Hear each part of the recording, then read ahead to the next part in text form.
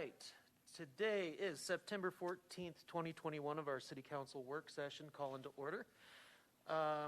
Notice to the public that City Council may vote to go into executive session for legal advice regarding any of the agendized items. How about Councilmember Salas? Would you lead us in the Pledge of Allegiance, please? I'm honored to do so. Please stand if you can. I pledge allegiance to the flag of the United States of America and to the republic for which it stands, one nation, under God, indivisible, with liberty and justice for all. Thank you, Councilmember. And how about Councilmember McCarthy, our mission statement? Yes, Mayor, the mission of the City of Flagstaff is to protect and enhance the quality of life for all. And roll call, please. Mayor Deasy.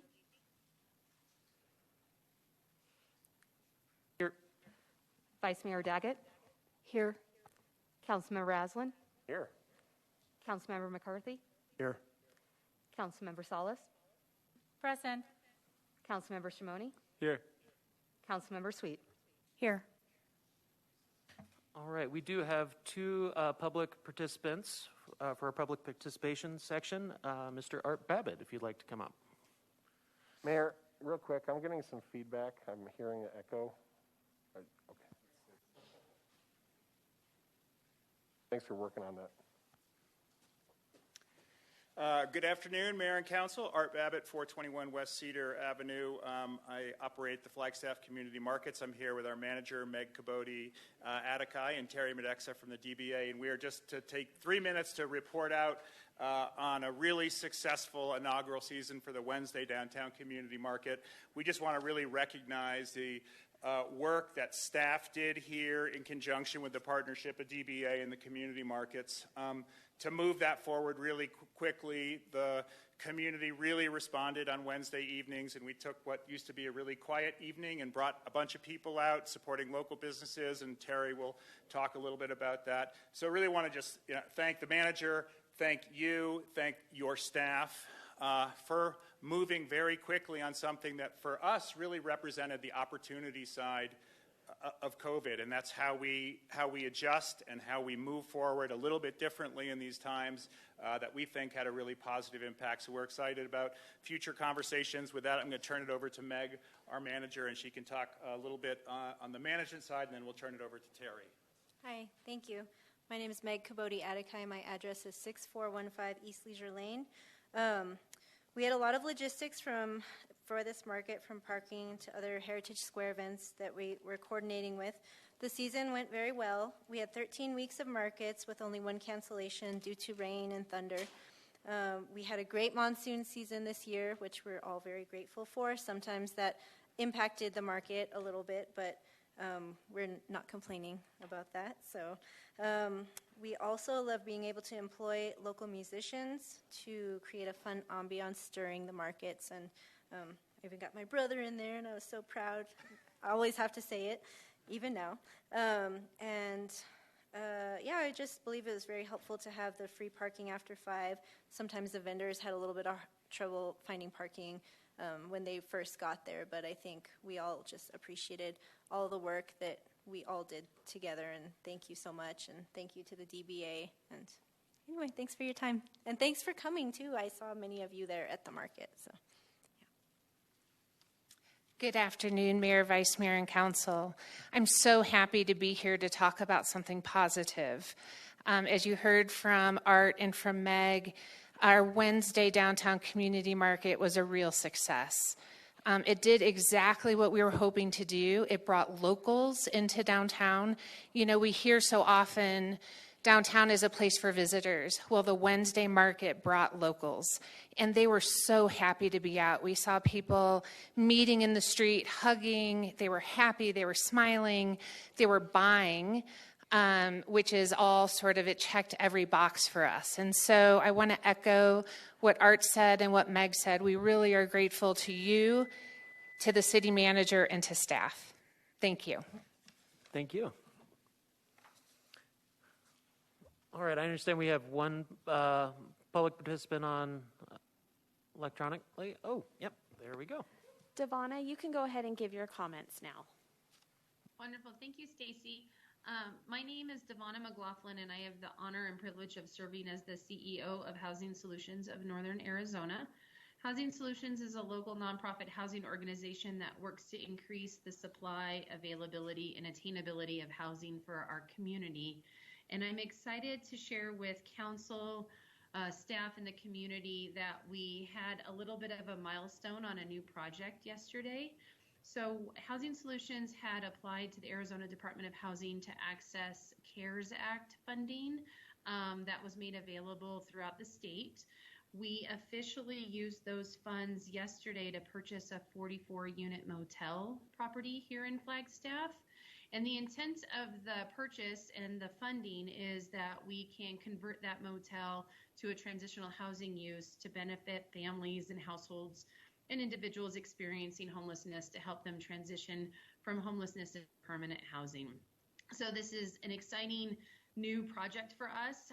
We are by no means at the finish line, but we are excited to own the property.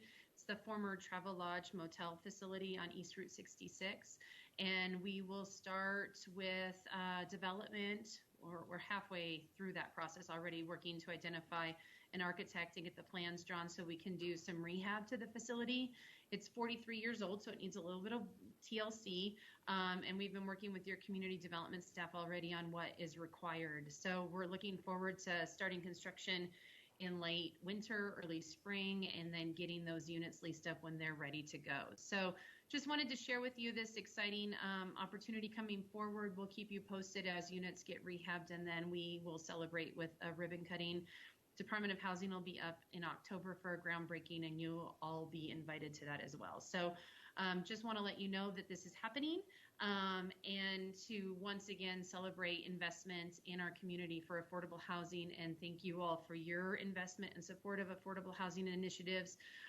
This doesn't solve the problem. It's not the only answer. We have a lot more need, as you all know, in our community. So we look forward to working with city staff, other community partners, to make sure that other folks in our community have access to affordable housing.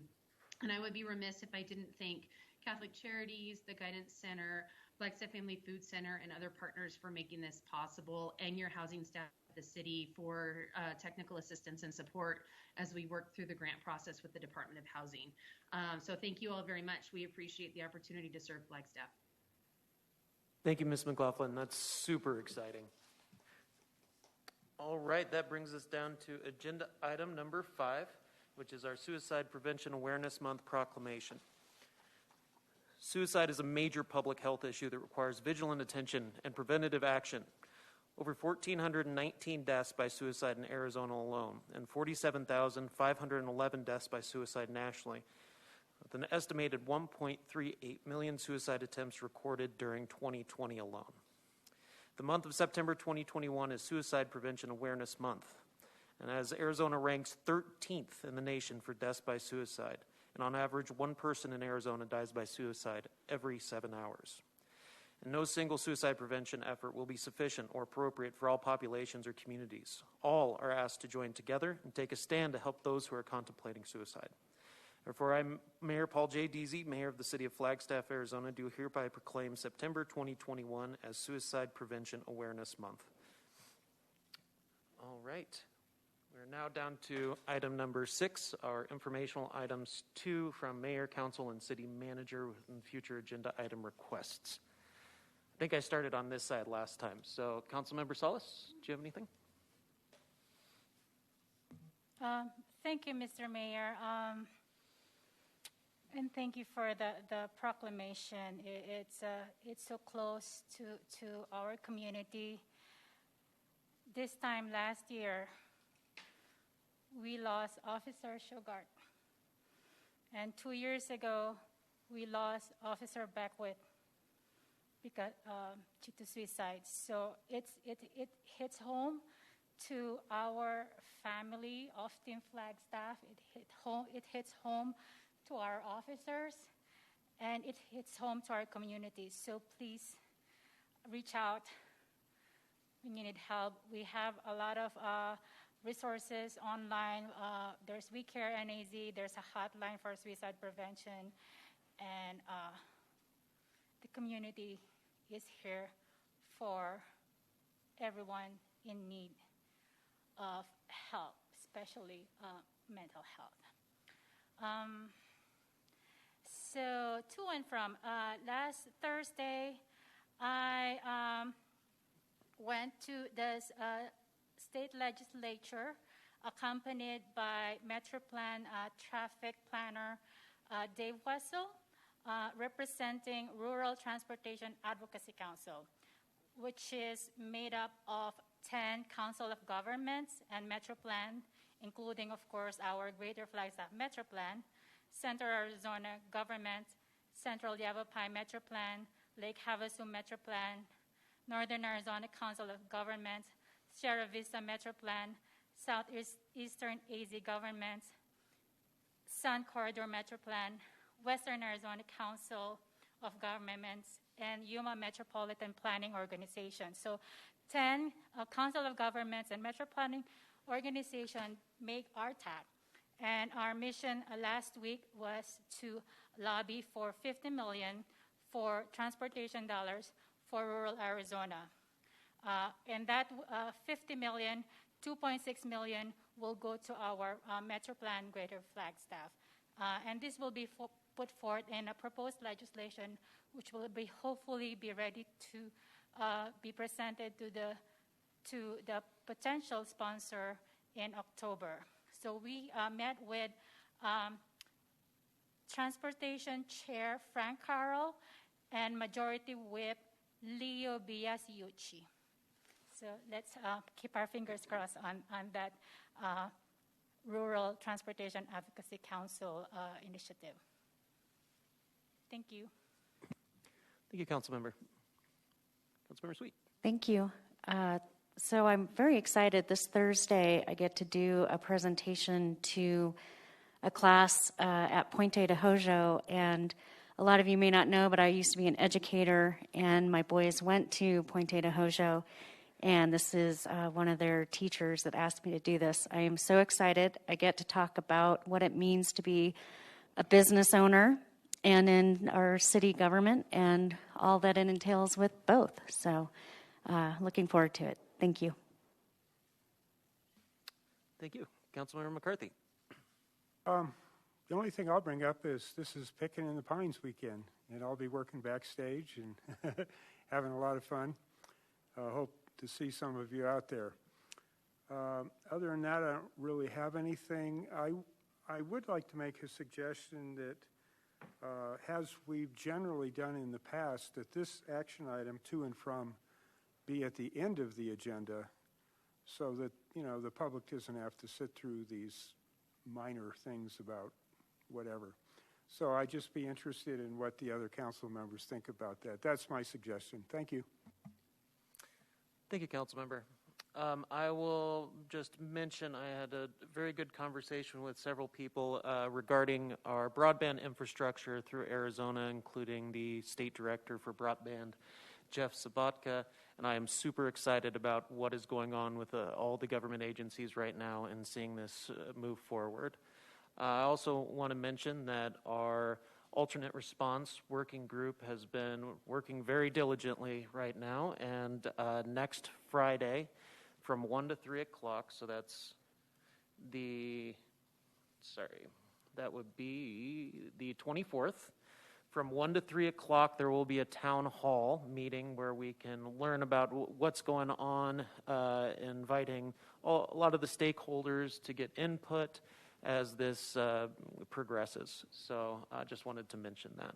And I will pass the torch over here to Vice Mayor. Thank you, Mayor. I've mentioned the 10-year housing plan many, many times in these meetings, but our outreach public meetings are coming up in October, and the first one is October 4th. And because of COVID, they're going to be held online. So I'm hoping that everyone will mark their calendars so that they can participate. And I just want to remind everyone that the Festival of Science kicks off this Friday, and it's 10 days of really great opportunities to see what what scientists and companies in Flagstaff are doing, as well as to try your hand at some scientific experiments. Excellent. Councilmember Shimoni. Thank you, Mayor. Just a couple things. Mountain Line has a meeting tomorrow, a board meeting that Councilmember Sweet and I will be attending. On the topic of mental health, I wanted to also add that Northland Family Help Center's counseling department currently has no wait list for community members to receive trauma counseling service from their interns. And so that's a great resource that I implore folks to check out. Health Choice Arizona has their 8th annual Tribal Summit this Thursday and Friday, the 15th and 16th, and I plan to be there at least for one of those days. And I am excited to be joining the Walking Beat this weekend for a walk-along, not a ride-along, and they basically walk, I believe, around downtown. So I look forward to reporting back to you on that experience. And then NACA has their 50th anniversary this Saturday, and I see heads nodding, so I'm looking forward to seeing some of you there. And last but not least, our city clerk joined me for a live stream yesterday on Facebook and YouTube discussing public comment and how to empower the public to engage with the council to better understand our agendas, our working calendar, the process, and how to speak up, whether it be written comment, email, or public comment. So be sure to check that out on YouTube or Facebook, and shout out to you, Stacy. Thank you so much. That's it. Thank you, Mayor. Thank you. Councilmember Aslan. Thank you, Mayor. Nothing to add. All right. City Manager. Thank you, Mayor, Council. Thank you, Councilmember McCarthy, for raising the ordering of this item. We took the liberty of placing this up front because it was requested previously, but we also at the staff level felt it kind of flowed with the whole changing of the format where we do a little more information exchange on the front end of the meeting and then drift into presentations and agenda items and business, if you will, toward the latter end. That said, we are at your pleasure. These are your meetings. We can schedule this either on the front end or on the back end. If you'd like to give me a quick read right now on what your preference would be, we'll respect that at the next agenda. Thanks. I'd like to give this a try for a while. Yeah, I think that one of the good parts about it is that, you know, we're saving some of the business that people might want to participate in until later on in the schedule, so it helps to kick that past potentially the 5 o'clock mark when we discuss issues that are more important to people. So that's where I'm at with it. Councilmember Shimoni. Thank you, Mayor. I'll just say that I do appreciate it here, but I would like an opportunity at the end of the meeting to have some to and from discussion if there is needed to be. Sometimes at the end of a meeting there are things to mention. So that's just where I'm at. Thank you.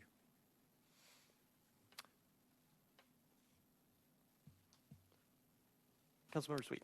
I'd like to give this a try. I think it's nice. All right. Yeah, let's give it a try a few times, and then, yeah, we'll see. We'll play it by ear from there. Councilmember McCarthy. I actually like Mr. Shimoni's idea that if we do it at the front, have maybe something similar at the end, because things do come up during the meetings. I think that's a great idea. So do it twice. Double credit. Is that the consensus of the council? Sure, that works fine. All righty. Yeah, one in the middle as well. All right, that brings us down to agenda item number 7, review of draft agenda for September 21st, 2021 City Council meeting. Do we have any input regarding this? No? Looking good? Is there enough on there? We might want to throw a couple things. Yeah. Looks very short and straightforward. Yeah, very short. All right. Well, that brings us to agenda item number 8, which is the Flagstaff Regional Plan 2030, our 2020 annual report. City staff, take it away. Right. Can everyone see and hear me okay? Yes. Great. Good afternoon, Mayor Deasy, Vice Mayor Daggett, and council members. My name is Jordan Hollinger. And I am a relatively new associate planner with the comprehensive planning team here at the city. And as you mentioned, I am here today to present the 2020 annual report for the Flagstaff regional plan. So I will go ahead, turn off my video and share my screen here.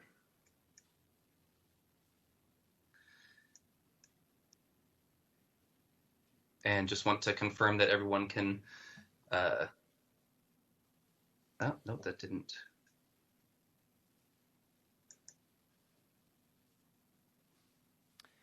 Yep, Okay. you can see it. Great.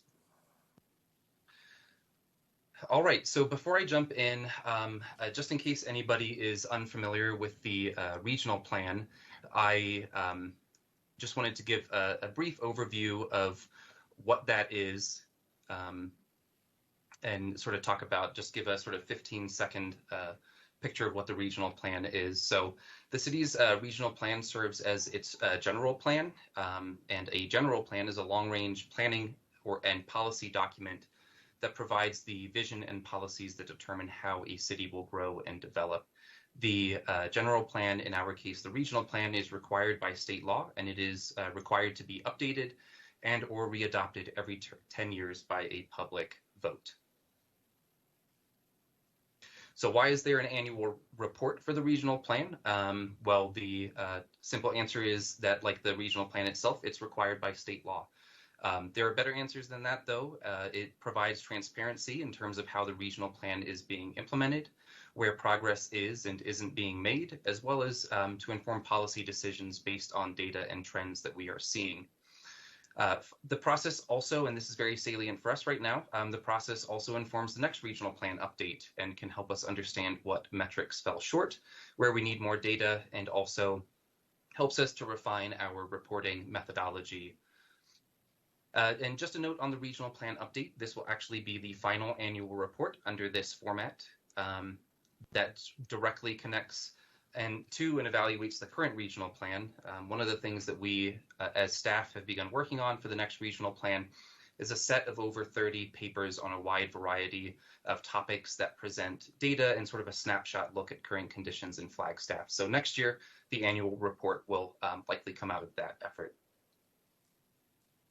In terms of where you can find the annual report, you can go to flagstaffmatters.com, select annual reports, and scroll down to the most recent report. The 2020 report is not on the website yet, but it will be shortly. This is the outline for the report document itself, which is attached to the agenda item for today, and I'll largely follow this during the presentation, with the exception that I will present the key insights within their respective sections in the report. They come right at the beginning. Also, just to note, I will only be discussing some metrics and looking at certain trends in the presentation today, so please stop me with questions, or if you want to discuss certain metrics that I don't mention, feel free to bring them up as well. And just to note, I've been with the city about 5 months now, so I worked hard to get up to speed, to put the report together and compile the metrics, but I may not have all the answers off the top of my head, so please know that I'm happy to take any questions that I don't know the answer to and follow up with you at a later date. All right, I also wanted to start with just a quick note about the COVID-19 pandemic. One of the things that you may notice in the report is that many of the city's data points don't appear to have been heavily impacted by the pandemic. Certainly there are many that were, and that's part of the report. But in terms of those that don't appear to have been impacted, this is partly due to the nature of just individual metrics and maybe a little bit more resilience to that to a pandemic. But it's also partly due to data availability. And that latter part is what I really want to touch on. So for example, due to the data release dates for the Census Bureau's American Community Survey, many of the community well-being indicators or other indicators that come out of that survey in the report are a year delayed, and we always report on them a year delayed. So that means that some numbers that you see in the report for 2020 may not actually reflect the COVID-related impacts that were actually experienced during 2020.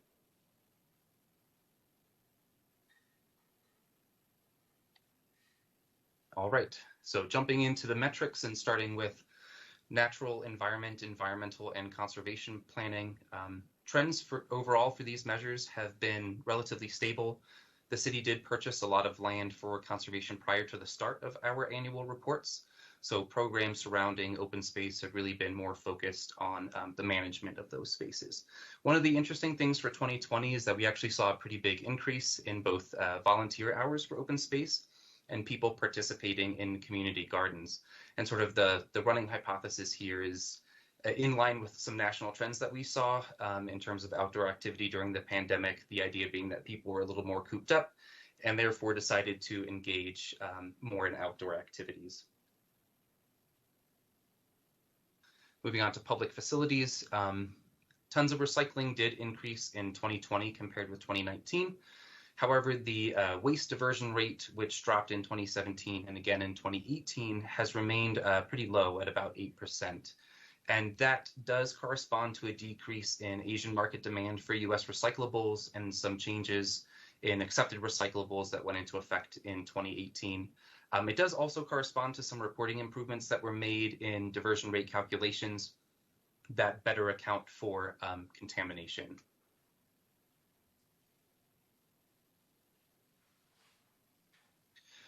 Energy consumption overall at city facilities has remained fairly stable over the reporting period.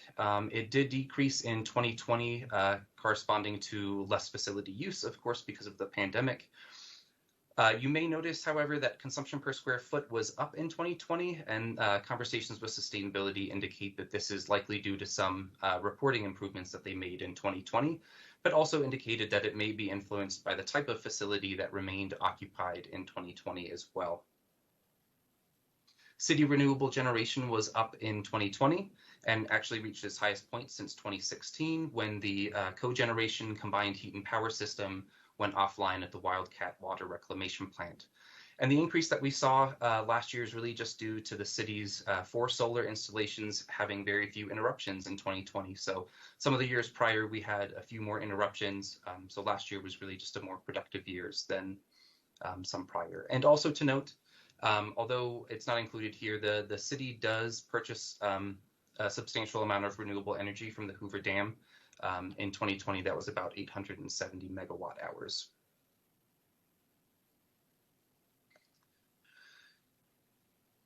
Overall, water resource patterns can be a little difficult to see comparing year-to-year metrics. They tend to be on longer trends, longer time frames. We do know that water consumption per capita has been dropping over the last 25 years. We do still see some annual variability, and that's related to population estimate accuracy, as well as some variability in water use within the industrial and commercial sectors. Water services also continues to replace aging infrastructure, and that can have an impact on water losses and also improve energy efficiency. Potable water energy costs dropped again last year, and that's partly because of the replacement of aging infrastructure, but it's also, my understanding is it's also because we have a steady amount of water in Upper Lake Mary, which is cheaper to treat than groundwater. On to the built environment and community character. We have fairly stable trends overall here with a few unique insights for 2020. First, beautification funding, which is generated by tourism revenues, remained high in 2020 and actually saw a pretty big increase in the operations budget. We have not had any brownfield site assessments since 2016 and no brownfield redevelopment projects at all over the reporting period. Heritage resources inventory shot up in 2020, and this is largely due to a grant-funded project to document historic resources in the South Side neighborhood.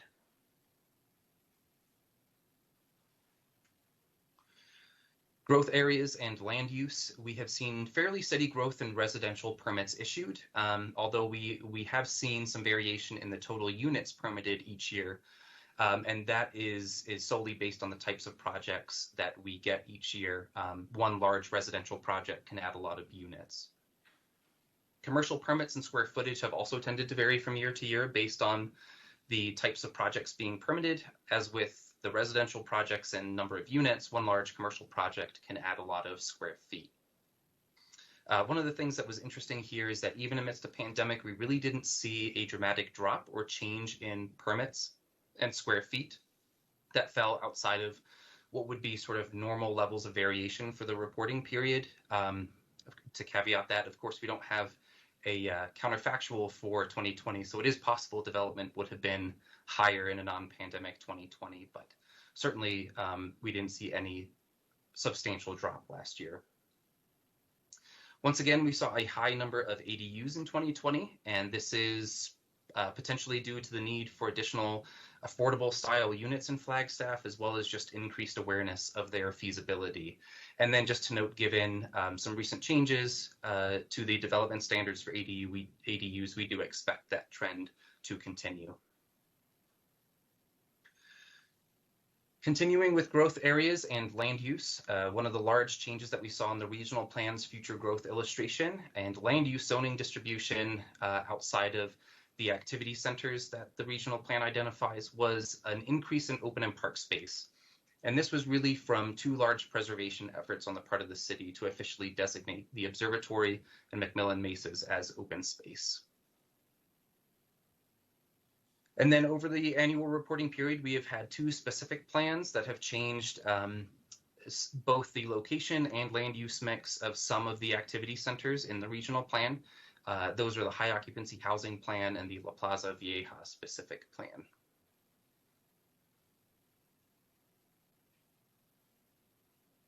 On to transportation. Overall, we have had fairly stagnant trends for both walkability and bikeability. And I'll actually talk a little bit more about this on the next slide. It's one of the key insights for this year. Over the last few years, we have seen a small but steady increase in the number of people living close to transit, and that does correspond to some large developments such as the Jack and Fremont Station that were built close to mountain line routes. And then another key insight that I'll talk more about in 2 slides is a fairly precipitous drop in 2020, both transit boardings and enplanements at the airport, and that's very much related to the pandemic. So as I mentioned, the overall walking and biking landscape in Flagstaff has remained fairly stagnant. In the graph to the left side of the screen here, this is plotting the city's walk score and bike score. Bike score is the top line and walk score is the bottom line. As you can see, Flagstaff's bike score fell in 2017, and that was largely the result of Walk Score, the company that develops these measures, updating its scoring methodology. Since then, the city's bike score has grown by just 1 point, so that's since 2017. A little bit better in terms of growth, the city's walk score has increased by 5 points since 2014.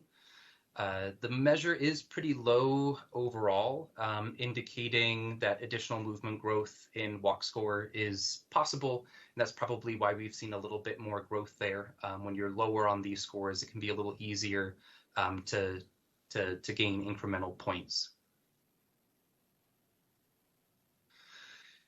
In terms of biking and walking mode share, we have 2 measures on the right side of the slide. The bottom right are the city's trip diary surveys, which were conducted in 2014 and 2018. And these surveys indicate very little movement in terms of mode share. The numbers suggest a possible decline in walking mode share, but I do want to caution that that change is likely within the margin of error for the sample. The Census Bureau's American Community Survey also produces data on mode share to work. They call it means of transportation to work. And that's the table to the top right of the slide. And this shows a very similar trend as well. Again, here we're not seeing much change between 2014 and 2019. And the change, the small decrease that you see in bicycle mode share is within the margin of error as well. So just to note, although the key insight here is stagnation or a lack of movement, I do want to point out that our active transportation mode share is actually on par, if not a little higher than many cities in the US. So we are doing okay. And given that there's some room for improvement, I think that is looking potentially gives us cause for optimism.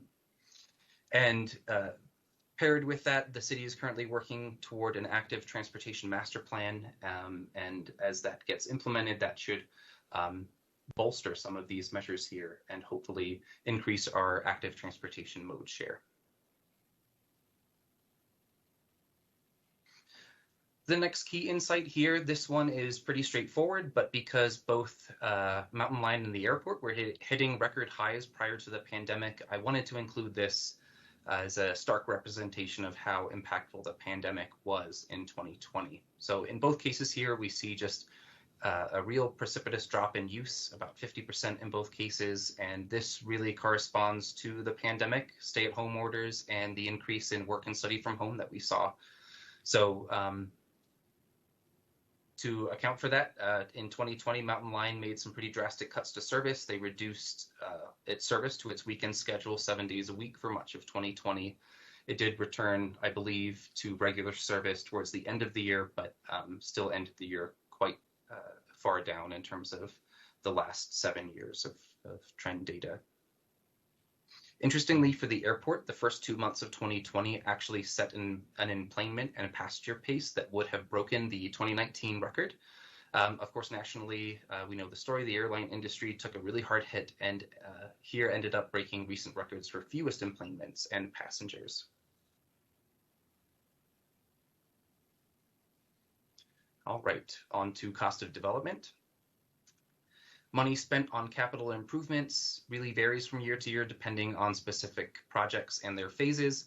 2020 did include a few interesting projects that were fairly costly per mile projects. The first that I wanted to mention was the 4th Street Bridge project, pictured here, which used an innovative bridge slide method to put the bridge in place.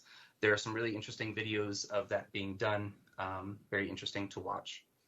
And then another project that increased road capital improvement funding was phase 1 of the Coconino Estates improvements, which included both road and utility improvements.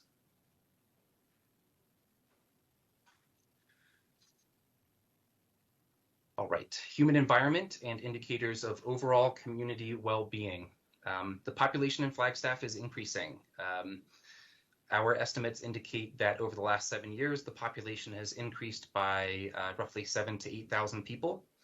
We did have a full census last year. We still do not have the official count for the city yet. It's been through a series of delays due to COVID. So the report currently contains an updated 2019 estimate. So when you look at 2020 and 2019 in the report, they won't vary too much. We do now have what the Census Bureau is calling a vintage 2020 estimate for the city. That comes from an extrapolation from the 2010 census, and that puts us at around 76,800 people.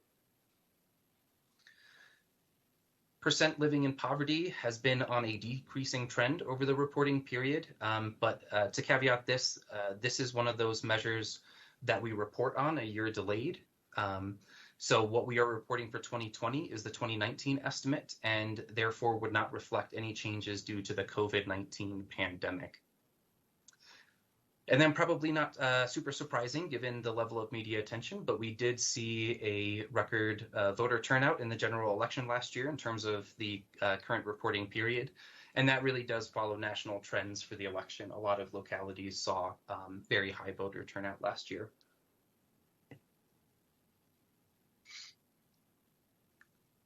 Neighborhoods, housing, and urban conservation. Once again, we are reporting a high 2020 affordability index for Flagstaff. That really hasn't changed much over the reporting period, hovering right around 56%. And that's about 11 percentage points higher than where we would like to be. So a sort of rule of thumb approach for affordability index is to be at about 45%. Similarly, and a key insight this year, again, housing costs continue to increase pretty dramatically while incomes have remained fairly stagnant. And that's another key insight, so I'll talk about that more on the next slide.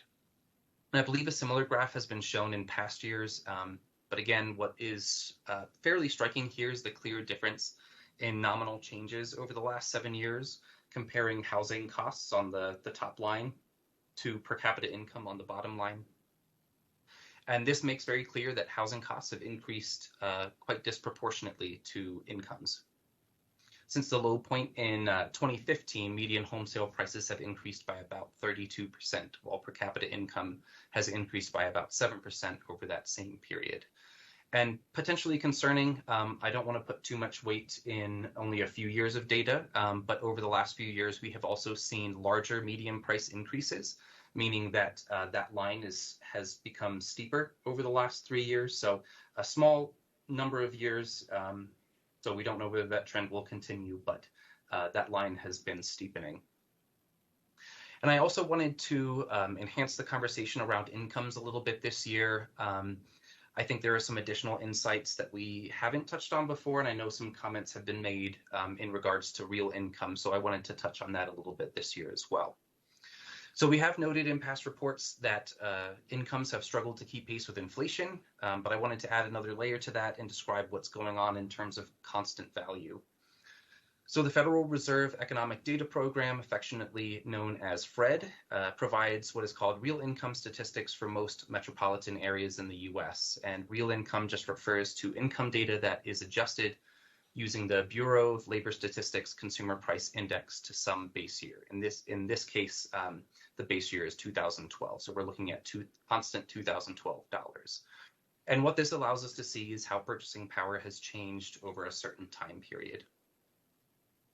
So pretty clearly here, we can see that purchasing power or real income has grown in Flagstaff or grew in Flagstaff between 2014 and 2018, but actually turned negative in 2019. And that's just to note, prior to the pandemic. So potentially that trend would have continued into 2020.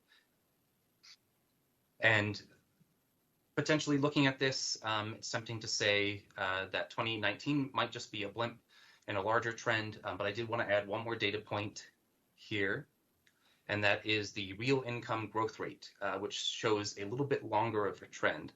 So this graph makes maybe a little more clear that there has been an underlying trend here in terms of real income growth, and we can see from about 2015 that the growth rate has actually been declining, and then of course.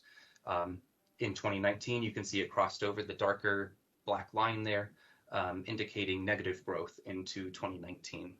So I don't really have anything else here. I just wanted to provide this as an additional insight and maybe demonstrate how we might report on income differently with the next regional plan. I think there are some really good insights that just using nominal incomes don't provide that real income statistics do.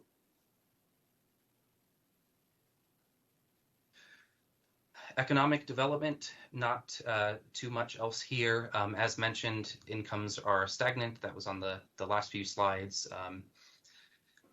In terms of visitors, even amidst a pandemic, we still saw a relatively large number of visitors, about 4.25 million. This was about 1 million less than 2019. So certainly we would have expected that visitors would have been higher in 2020 without the pandemic. And then the employment industry breakdown in Flagstaff has remained very stable during the reporting period, with education and healthcare being the largest industry at about the same proportion each year.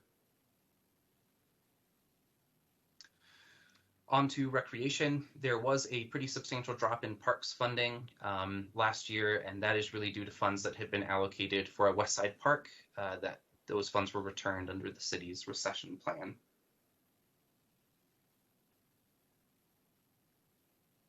All right, so that is it for the metrics. The metrics that are new, withdrawn, or missing this year, similar to past years, we have not reported on impervious surface and still do not have that capacity yet. I think there's still hope that that may be developed in the future, but we don't have an idea of when that will be available. Missing this year from the natural environment metrics, wildlife and biodiversity related metrics that are done by outside agencies at irregular intervals. We had no updates there. A new missing metric this year, non-conforming properties brought into stormwater compliance. We don't have that in the report due to a vacancy in the department. Built environment, roadway connectivity, metro plan, I think still hopes to develop the capacity to evaluate this at some point, but again, another metric that we don't have at this point. And then finally, in the human environment, median wage of new companies attracted or started in the last year is also missing. Most cited goals from the regional plan last year. The top goal, WR.5, dealt with a number of water issues, including flooding and stormwater, water quality, and environmental protections. And my understanding is that this is the highest on the list from last year, largely due to the Rio de Flag flood control project, which is working towards mitigating flood risk in various Flagstaff communities. So the city's capital improvements project team provided monthly project updates to City Council throughout 2020, leading to its top spot this year. Two of the other goals, or the next two, ENC 3 and 2, were prominent due to the city's declaring a climate emergency and increase in work surrounding climate mitigation, including the carbon neutrality plan. And then finally, goal PF3, which is related to emergency response and public safety, which was prominent, which is, I guess, not super surprising given the pandemic. In terms of specific plans, the Southside Community Plan was adopted by City Council in 2020. Since then, it has won 2 awards, one from the International Association for Public Participation and one earlier this year from the Arizona chapter of the American Planning Association. Other specific plan accomplishments include the design of some traffic calming and pedestrian improvements on Clay Avenue, and those come out of the La Plaza Vieja plan, and then a number of zoning code changes related to the high occupancy housing plan. Other accomplishments, the Arizona Department of Transportation has worked in partnership with the city, NAU, NEPTA, and Coconino County to develop master plans for Milton Road and US 180. These are 2 great streets identified in the regional plan, and the plans are nearing completion and will hopefully provide a lasting vision for the corridor. And then another big accomplishment in 2020 was the establishment of both a coordinator for Indigenous initiatives and the Indigenous Commission, which has been meeting regularly throughout 2021. And then finally, future projects. Ongoing, the J.W. Powell planning is ongoing. I believe there have been some changes there that have extended that planning process a little bit. So that's ongoing. Future plan amendments. Earlier this year, City Council adopted the carbon neutrality plan, and sustainability staff has proposed a major plan amendment to bring Chapter 4 of the regional plan into alignment with the adopted carbon neutrality plan, which calls for the city to be carbon neutral by 2030. And then finally, we are now actively working toward the regional plan update. As I mentioned at the beginning, we are starting the process with a series of what we're calling snapshot papers that are presenting a snapshot look at current conditions in Flagstaff across a wide range of metrics. We have also begun working on a website for the regional plan update, as well as other outreach materials. So that is what I have as far as the presentation. So I welcome any questions, comments, concerns at this time. Thank you, Mr. Hollinger. Wonderful presentation. Really gives a full view of what's going on in our community. Council, do we have any questions at this time? All right. Well, thank you, Mr. Hollinger. Thank you, Mayor. All right. That brings us to agenda item number 9, which is off-campus life and neighborhood liaison update.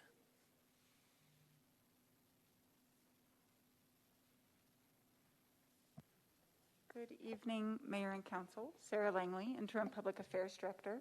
I just wanted to provide a brief introduction while Valeria gets set up. So, as some of you may know Valeria, but she has been with the city for about 3 years now, a little over. And those of you who are newer to council may not have had the opportunity to work with her yet. So just wanted to provide that introduction. Valeria does sit on the public affairs team, and her work is related to creating a more inclusive community, both with students and non-students. So with that, I will pass it over to Valeria and to Josh Mayer. Thank you.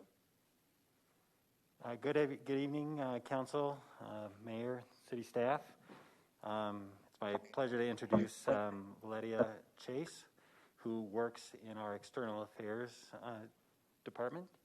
And previously, she worked in Student Affairs, but in rethinking her position in understanding the role that NAU plays in the community, we really thought that to expand her capacity beyond just student-related concerns, although that work will continue, we really thought that she'd benefit and the city would benefit as well as NAU. So with that, we'll turn it over to Valeria to explain a little bit about what she does. Thanks. Thank you. Good evening, Mayor, Vice Mayor, and Council members. Today I will be presenting on the Off-Campus Life Neighborhood Liaison Work Program. As you can see on the screen, this role works in a variety of ways to promote positive relationships between students and local residents in Flagstaff neighborhoods. My name is Valeria Chase, and I have been in this role since 2018. I'm a proud Army veteran and a double NAU alumni, where I received my degree in human relations. I started out working in housing and residence life on campus, and also have work experience in victim advocacy, conflict resolution, working with diverse populations, and research.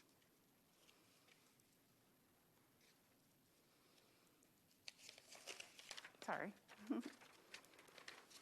So now I'd like to share a little bit of history of how my role came to be. In 2014, a community conversation was hosted by Coconino County City Council and NAU to begin addressing the issue of student housing in Flagstaff, considering both the needs of students and the importance of maintaining the character of all neighborhoods that make Flagstaff unique. Other purposes of the conversation were to promote understanding of the student housing development and neighborhood issues with the intention of unifying the community and to educate themselves on best practices and models used by other communities similar to Flagstaff and NAU. Following the presentations, small groups had the opportunity to debrief and collectively recommend actions, one being the creation of the joint position between the City of Flagstaff and NAU, modeled after a current position in Colorado State University in Fort Collins.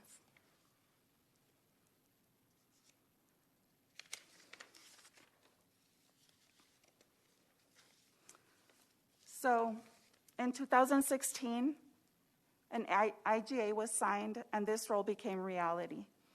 It is managed by both the City of Flagstaff and the university. I currently report to Sarah Langley with Public Affairs and Josh Mayer with NAU External Affairs and Partnerships.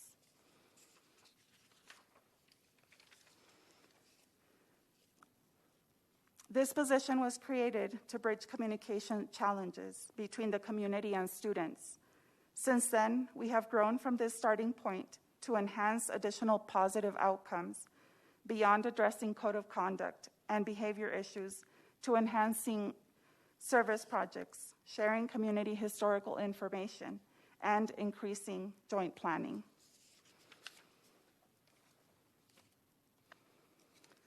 Some of the implemented projects to date include the Community Welcome Walk, which is a partnership between the city and NAU, where we visit homes in neighborhoods adjacent to campus, providing information and resources to help foster a culture of community and neighborhood engagement. Donate, Don't Ditch is also a partnership where we join city and NAU resources to help improve our neighborhoods, divert goods from landfills, and promote sustainability. Finally, I want to highlight the creation and management of the Off-Campus Life website that provides off-campus living information, resources, and educational materials that benefit students, university, and community members.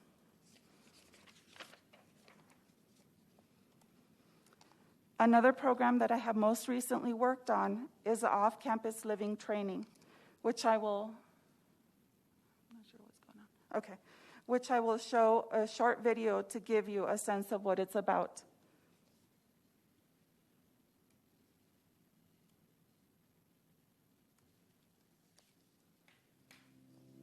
Living off campus can be a dramatic change. This online training will help you make a successful transition into the Flagstaff community. After completing this training, you will know what to look for when choosing a place to live and what you need to know when signing a lease. Additionally, you will learn about city codes and ordinances unique to Flagstaff and will be provided with helpful tips on being a good neighbor, managing parties responsibly, and healthy roommate relationships. Let's begin.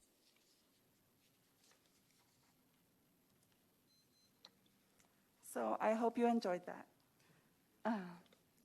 This slide illustrates the key internal community, NAU, and external partnerships that I've worked with. I realize that I missed a few. However, the beauty of this role is that not everything is handled by this one position, and it has many touch points with the university, city, and its community members. Increasing the positive relations among students and local residents through information sharing, quick conflict resolution, and developing shared priorities has been the cornerstone of this position.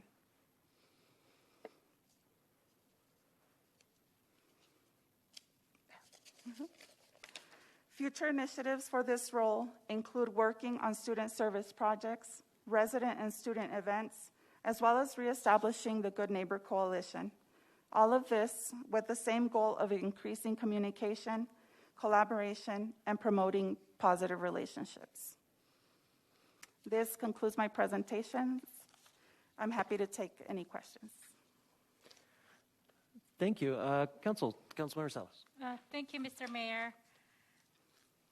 Miss Valeria Chase, I'm giving you a big, grateful, thankful heart for this presentation and continuing with this mission. I remember participating in the community welcome a couple of years ago, and it surely did create that sense of community for the students, as well as the neighbors adjacent to NAU are accepting and welcoming of NAU students.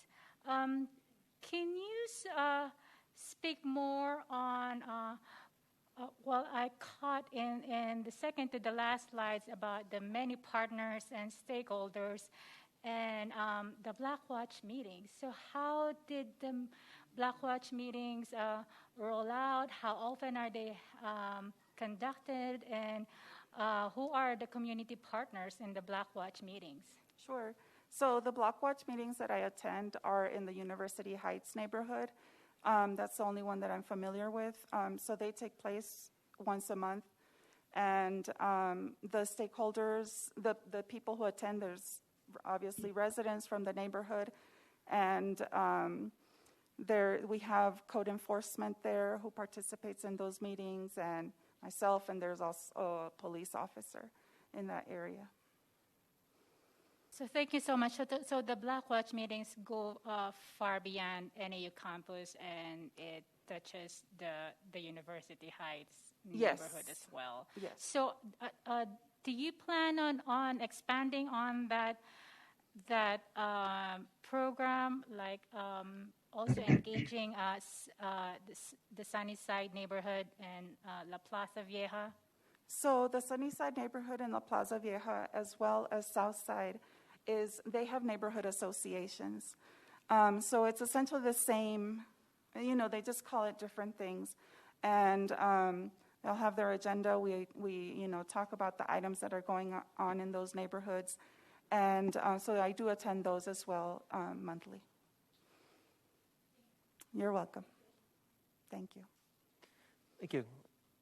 Councilmember Shimoni. Thank you, Mayor, and thank you, Valeria, Sarah, and Josh. Really appreciate your time and your presentation tonight, and Valeria, especially your work on behalf of the city and NAU.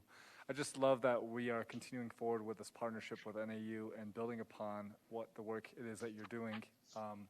especially now with new leadership and new vision. I just think we're in a perfect position to really facilitate what it is that we're looking to build in this relationship between the city and NAU. Just a couple comments. I was at that housing symposium in 2014, and I remember it like yesterday. I sat at the mayor's table, mayor neighbors at the time, to make sure that my voices were heard, and I don't think I was heard. But it was a good event, and I'm so glad that you and your position came out of that event.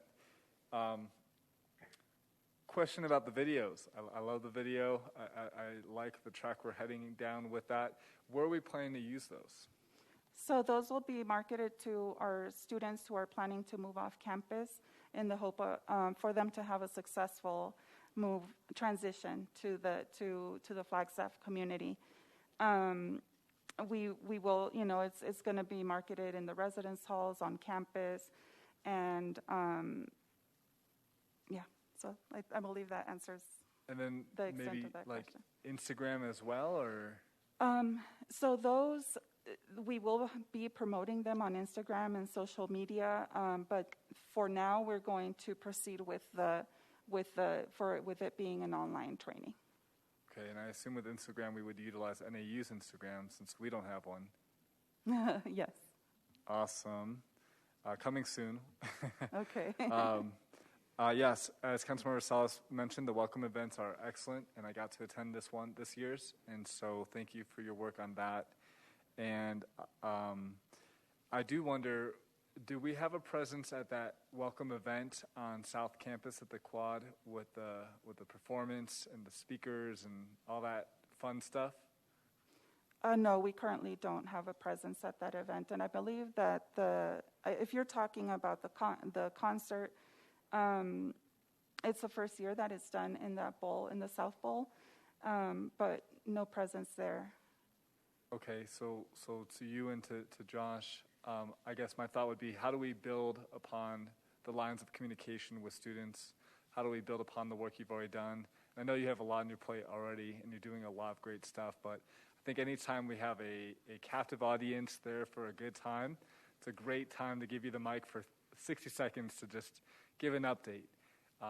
So if there's anything like that I can help, facilitate or support, please let me know. But I trust you all to run with that idea if you think it's appropriate. But I think that's a great way to reach students throughout the year as well, through like ASNAU events and shows and whatnot. Thank you. Thank you. Thank you, Councilmember. Councilmember Sweet. Thank you. I just wanted to extend my appreciation for your work. It is important. And I did attend the community welcome and quickly saw the value in bridging NAU and the Flagstaff locals. It was great conversations. I really just truly enjoyed that event. And if we could do more of that, that's my only thing I would say is I feel like we need more of the bridge. So thank you again for all of your hard work. Thank you. Anyone else? All right. Well, thank you, Valeria. And look forward to seeing you again soon. Thank you. Thanks. All right. With that, I do believe we just have one more thing on the agenda, so I'll throw it out there if council wants to take a quick break or power through here. Power through. That's what I like to hear. All right. Then we are down to agenda item 10, our carbon neutrality plan quarterly update. Wonderful. Hello, good evening, Mayor and Council. Nicole Antonopoulos, Sustainability Director. I'm here along with Jenny Neiman, our Climate Manager, and Ramon Alatorre, our Climate and Energy Coordinator, to provide the first quarterly update on the city's carbon neutrality goals. If you're like me, I cannot believe that it's already been 3 months since the adoption of the carbon neutrality plan, but we're really excited to be here to share with you the work that we've been able to accomplish in that time.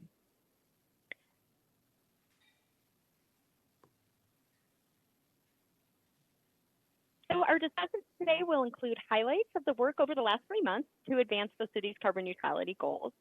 As we will be providing the council and community with quarterly updates, we're going to use the format of the carbon neutrality plan by discussing actions in strengthening our neighborhoods, cleaning our energy sources, managing consumption, and upholding our commitment. We're also going to discuss the investment strategy and implementation tools that we've been working on, as well as an update on the regional plan amendment. And then we will close with a huge thank you to our 9 summer interns that we had.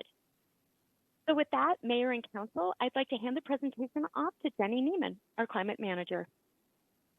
Thank you so much, Nicole, Mayor and Council. Jenny Neiman, Climate Program Manager. I'm happy to be here tonight to provide updates on the progress in each target area of the CNP. To do that, you'll notice I've brought back our familiar honeycomb, which describes the 4 main categories of carbon neutrality actions that Nicole just mentioned. I'll take us through these 4 categories and more specifically the 9 target areas that summarize our work. The first target area, equitable systems. We've worked with in a few ways to begin implementation here. First, we're excited that we were able to add a supplemental income qualified rebate to our home energy rebate program. This program has a high barrier to entry. One must pay for an upgrade or an appliance upgrade or retrofits in your home before you can receive a rebate, and maybe more importantly, before you can realize the long-term benefits of energy efficiency. By adding this sort of supplemental rebate, we've been able to improve program accessibility to help more folks take advantage of this important program. We've also worked to increase community equity through our neighborhood sustainability grants. These grants did see a significant increase in funding for this current fiscal year. We're looking to broaden community engagement into these grants. So we're having an online grant application workshop this Saturday online from 1 to 3 to assist folks who maybe haven't applied to before. What we want to do is make sure that we are getting a broader swath of the community involved in this program. We also had a summer intern, Naomi Sanders, who performed an accessibility review of our programming. She helped us understand access barriers for those with disabilities and how we can improve our offerings to ensure more residents can participate in our work. In terms of upcoming actions, we'll be working on a standard plan set for ADUs. This will help more folks reduce or add building housing to their backyard. We want to reduce the barriers to this sort of innovative type of housing. We're also going to work to engage students through school-related, school-based programming and a youth climate summit this spring. Next, community resilience. Last month, the IPCC, or the International Panel on Climate Change, released their 6th assessment report. The findings of this report are being called a code red for humanity. In response to this report, we hosted an online community forum just a few weeks later. We were lucky to have one of the report authors, NAU professor Dr. Daryl Kaufman, speak with us on this panel, and other local experts also talked about the need for local action. The HEPA filter program was a really exciting, fully grant-funded program. This was a partnership with the fire department. We work with them to provide HEPA air purifiers to 76 homes that have particularly vulnerable folks who really struggle with unhealthy air. Our watershed cleanups were conducted in partnership with our friends in Stormwater. This program activated volunteers in cleaning out our waterways in anticipation of the coming monsoons. Our upcoming work includes supporting NAU as they wrap up their climate action plan, as well as a unique partnership with an NAU graduate class to create an updated resilience framework document. We're really excited about this. This class is going to work to consolidate several resources we have that talk about resilience and adaptation, and they're going to be presenting an updated resource to City Council at the end of the semester. Through this process, the students are going to talk to community members about resilience and vulnerability and what their concerns are. They'll be here on September 28th to discuss resilience with you, Mayor and Council, and get your feedback as they're beginning this work. Finally, we're hosting our Make a Difference Day in October. We're collaborating with Stormwater, Open Space, the county, and United Way on this event. This date is being finalized very soon with our partners, but the main point is we're working on the east side in our museum flood area to assist with our neighbors in need. This summer, of course, was a really clear case study in stormwater infrastructure, flooding preparation, and supporting our network, and how connected these components are to a strong and resilient community, particularly as our climate continues to change. Getting into decreased dependence on cars. So this target area requires kind of systemic change, right? It's a lot of times slow, hard work with our partners to really shift our transportation system and get us to the big shift. Right now, our work is focused on supporting the Active Transportation Master Plan as well as the 10-year housing plan. We're encouraged by the work of the engineering, streets, and parks teams to expand bike infrastructure in Flagstaff through the protected bike lane pilot. We really want to see this program be successful and lead to further infrastructure that can help folks get out of their cars. We're looking forward to assisting with the ATMP's public engagement period and are providing some help there to our engineering friends, and the ongoing development of the Regional Transportation Master Plan. This plan is a really great opportunity. It's led by Metro Plan. It can be a chance to really transform our transportation systems, right? This plan happens every 5 years, and it's a chance to step back and say, what does our system look like and what do we want it to look like? Next, moving into clean energy sources. Building electrification is another sticky challenge, like transportation, for it requires a transformation in how we think about building energy, about how we heat our homes and even our food. We're starting to take steps towards supporting electrification in homes. First, with the energy rebate program again. We changed this program so that we now only provide rebates for electric appliances. We will no longer provide rebates for a natural gas furnace, for instance. We've just launched a building electrification hub website with the help of a summer intern.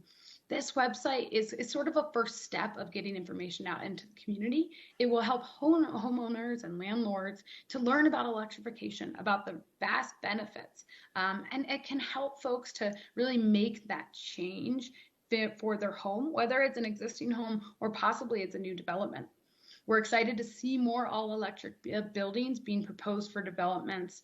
The ones that have come forward are now not going to be locked into natural gas infrastructure, right? And burning fossil fuels for the life of that building. They'll be able to become greener as the electric grid relies more and more on renewables. One important hurdle we have is local knowledge about electrification. We know we can better support our contractors. They might not have a lot of information about electrification. The technology has really changed rapidly. We used to really talk about natural gas as a necessary bridge fuel. And so we know we can do a lot more to provide support.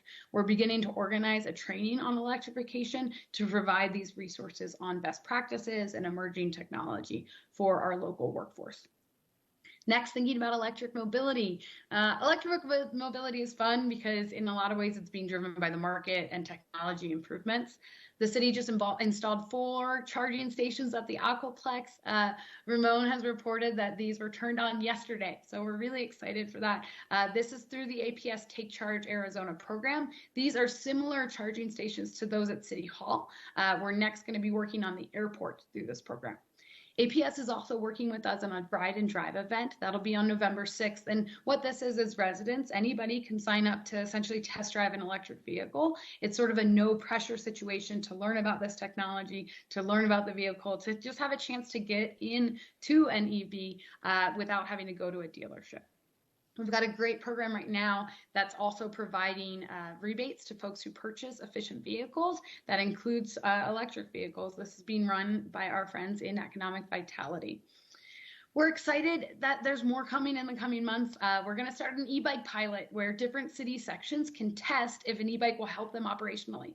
They can, request to get an e-bike essentially for a month and see how much they use it. We're happy that our partners at Mountain Line have begun testing electric buses as part of their commitment to zero emission buses. Finally, on clean electricity, this is another area where we're boosted by the market. The city here is really looking to facilitate and accelerate clean energy production. We've talked about Solar United Neighbors before. This program is resulting in solar on 89 homes in Flagstaff. We know that many, if not most, of those new solar installations would not have happened without this sort of really unique co-op bulk buying program. The city supported clean energy regulations at the ACC, including the Green Power Partners program, which we're really excited to see move forward. We're also really excited about a project at the Wildcat Reclamation Plant where they'll be installing a cogeneration project. This unit is a multifunctional retrofit and upgrade. It will generate power and heat, and it's actually using gas created at the plant by their digester. So it's a really sort of multi-beneficial project, and we just are really happy to be working with our partners over at Wildcat on that. We're continuing our ongoing work to find partners for large-scale renewables that will help Flagstaff build projects that can provide a significant benefit not only to the city, but as well as Arizona's grid. Moving into consumption and reducing our consumption of energy. We're working on an energy services contract. This energy service contract will lead to an energy audit for all of City of Flagstaff buildings, where we'll be able to understand the energy that we're using and where we can best make efficiency upgrades. This will also come with a financing plan and how where we get the best return on investment from these upgrades. It's also going to work on electric vehicles and how we assist in that transformation of our fleet.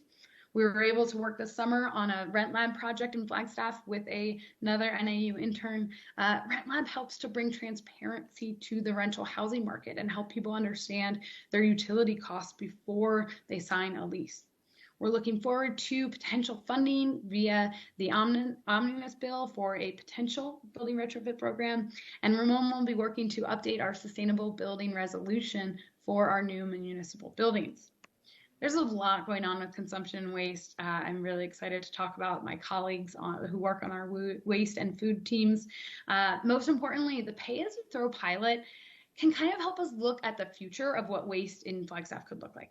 The Trash Less, Save More program is underway right now in Ponderosa Trails. If you live there, you may have seen smaller waste bins. This helps households save money by selecting a smaller bin if they don't need that large waste bin for their weekly waste pickup. Food work this summer included a lot of community work.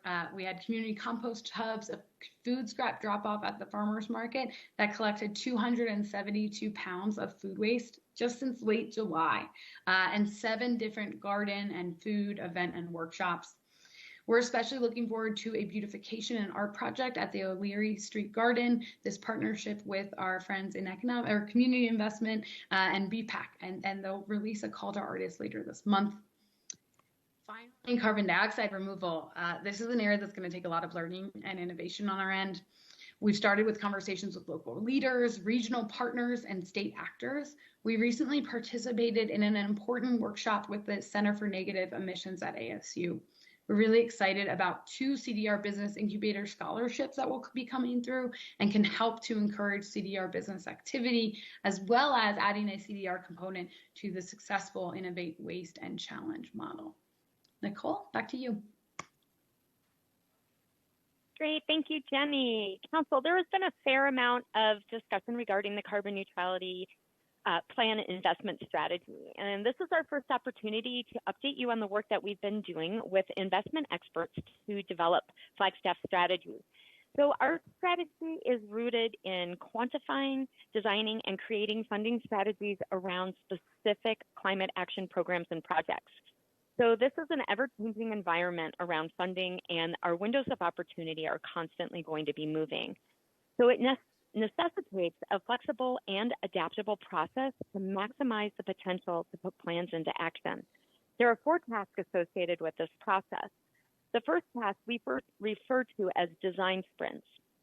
Here we are working to create clear timetables leading up to those windows of opportunity.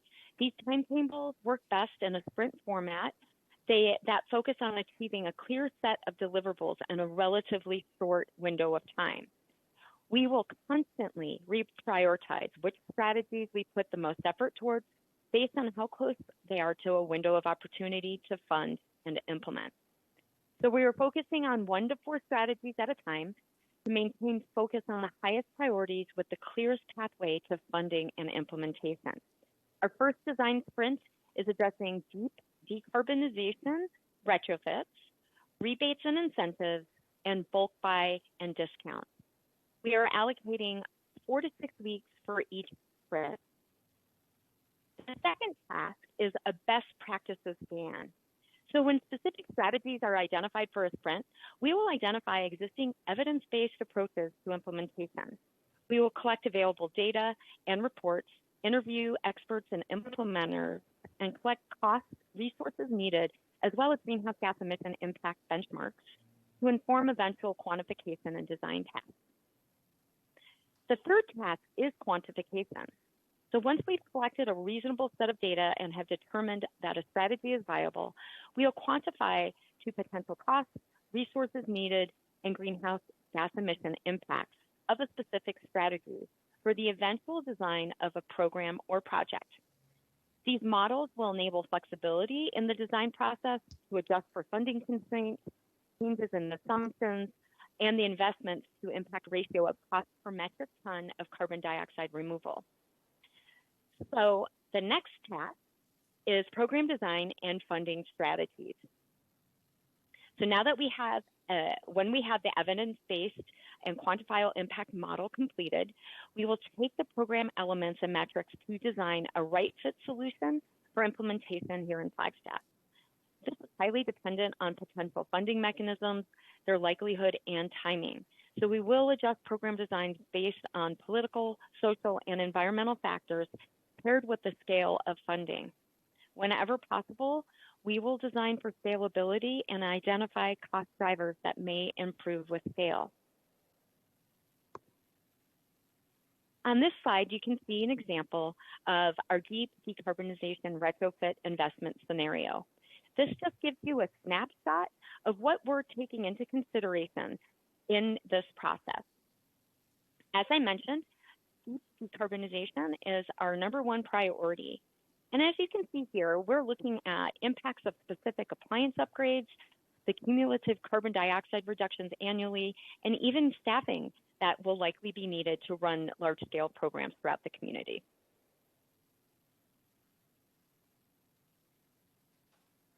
Regarding implementation tools, the Sustainability Decision Matrix is our #1 project currently underway. It is being vetted through various lenses and will soon be before commissions for their input. The final matrix will be presented to the Council as a voluntary, holistic decision-making tool. We are also working with the Clerk's Office to incorporate carbon neutrality information in all staff summaries. This will be similar to the regional plan and performance-based budgeting questions you currently see in the staff reports. This information will allow for sustainability staff to better monitor and track climate action work that is currently underway across the organization. And of course, staff are consistently investigating funding opportunities. These can be awards from $300 all the way up to $3 million. And we want to ensure that we get as much money infused into the Flagstaff community as soon as possible. We hope to have some promising news in the months to come. And finally, the 2020 greenhouse gas inventory was finalized and submitted to the Carbon Disclosure Project. In 2020, Flagstaff experienced a 4% increase in community-based greenhouse gas emissions. Before Ramon walks you through the inventory, I would like to call your attention to the direct correlation with emissions reductions and investment. While there are many actions underway across the organization that help advance the city's climate goals, please keep in mind that direct appropriations to the climate program is only $101,000. If we are going to move the needle and achieve our ambitious goals, we need to invest in action. And I'd like to put this investment in perspective. As I mentioned, the climate program budget is $100,000, just over $100,000. This amount is close to what the city organization spends annually on holiday lights, which is roughly $60,000 a year. And while we spend more than $1 million annually to cover the overages of the costs of the bulky waste pickup program, these references are important to take into context. They're not intended to pit programming against one another, but to simply frame the need for action and funding of action as we strive to achieve the big shift towards carbon neutrality. With that, I'd like to hand over the presentation to Ramon to walk you through the greenhouse gas inventory.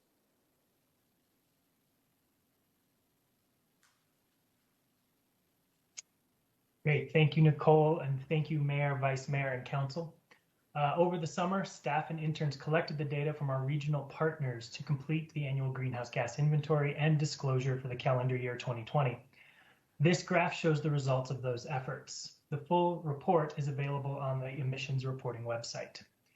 A few highlights and notes of interest. As Nicole mentioned, the total community emissions from all sectors were found to be around 855,000 metric tons of carbon dioxide equivalent, which compared to 2019 is a 4% increase. Interestingly, the emissions from residential and commercial sectors decreased 3% and 4% respectively. If we look into the data a little bit further, we would see that the decrease in the residential emissions incurred entirely as a result of a decrease in natural gas consumption. Indeed, residential electricity actually increased in 2020 compared to 2019. This is consistent with observations around the country as more people working from home resulted in higher home electricity use. The decrease in natural gas consumption observed was likely a result of 2020 having more mild winter months than 2019. The commercial sector saw a decrease in both electricity and natural gas usage, as well as emissions. The main sectors contributing to the 4% overall increase observed were the transportation sector and the waste sector. In the next two slides, I will dive into some of the raw data underpinning the emissions reported from these two sectors. And Council, please note that these next two slides were not included in the original agenda packet, but were added here to provide more context.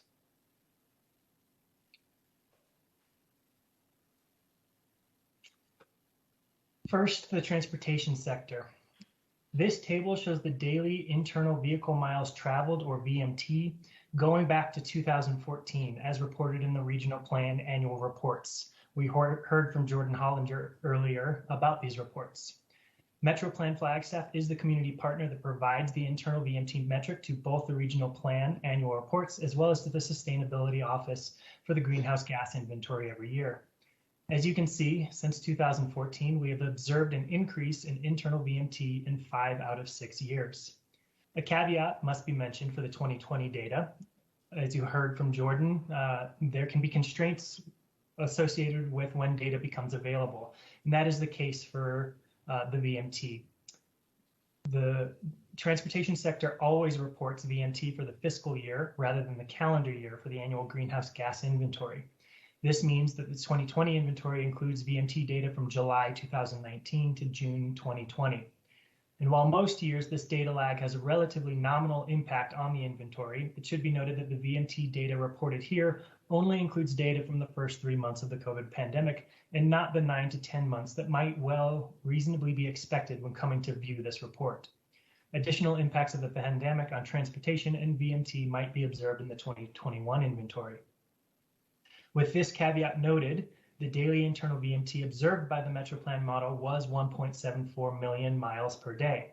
For the 2019 inventory, the daily internal VMT observed was 1.59 million miles. This represents a greater than 9% increase in VMT. At this time, we are unable to speculate on the cause of this observed increase. We can only report that it was observed. With that said, we will always look for and be open to opportunities to refine and improve the quality of our data. We know that the quality of any model output is highly dependent on the quality of the data input. It is with this mindset that we are excited to announce that in addition to continuing to work with MetroPlan, going forward, the Sustainability Office will be collaborating with Dr. Kevin Gurney and his research group at NAU to incorporate some of their tools and methods into future greenhouse gas inventories. Among other things, this collaboration may result in a more nuanced VMT metric. Indeed, we are excited to incorporate some of the real-time monitoring and other capabilities that their work might allow.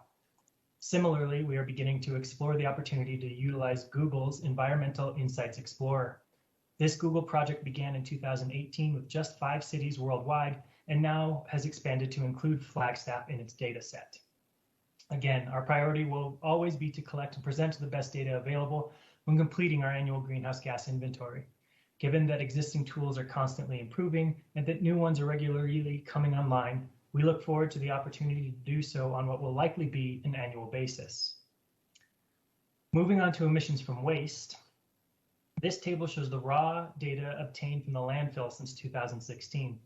Among other metrics, the landfill provides data on total tonnage of waste brought to the landfill, as well as the methane emissions that their measurements and modeling shows. In 2019, the landfill reported collecting a little more than 91,000 tons of waste, and their model showed emissions of 2,923 metric tons of methane attributable to the community. In 2020, nearly 96,000 tons of waste were deposited at the Cinder Lake landfill. This is a 5% increase, and their model showed 3,249 metric tons of methane emitted and attributable to the community, which was an 11% increase. This graphic is also seen in the report that is posted on the emissions reporting webpage. Internally, we refer to it as the bars on wedge graphic. The bars show our emissions over time. The downward sloping lines show the emissions reductions goals from both the 2018 Climate Action and Adaptation Plan, as well as the 2021 Carbon Neutrality Plan. The bars show that our community emissions have continued to increase in each year, in line with the business as usual projections of the CAP and the CNP, if not faster. With each passing year that emissions continue to rise, the gap between the observed emissions and our reductions goals widen.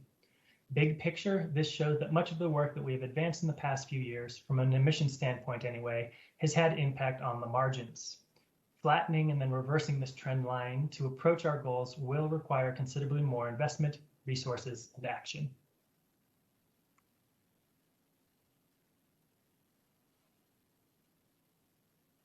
Wonderful. Thank you, Ramon. Now on to another important topic, engagement. Our efforts to engage with our community continued. We offered our 3-hour Climate Ambassadors course online, bringing the number of ambassadors to over 100. And our climate and coffee sessions remain in an online platform, but now have themes to them. And we're excited to be assisting with the outreach to get the word out about the Active Transportation Master Plan, which was just released for the public for review and comment. We are also offering our 8-week Sustainability Leaders course, which starts on September 30th.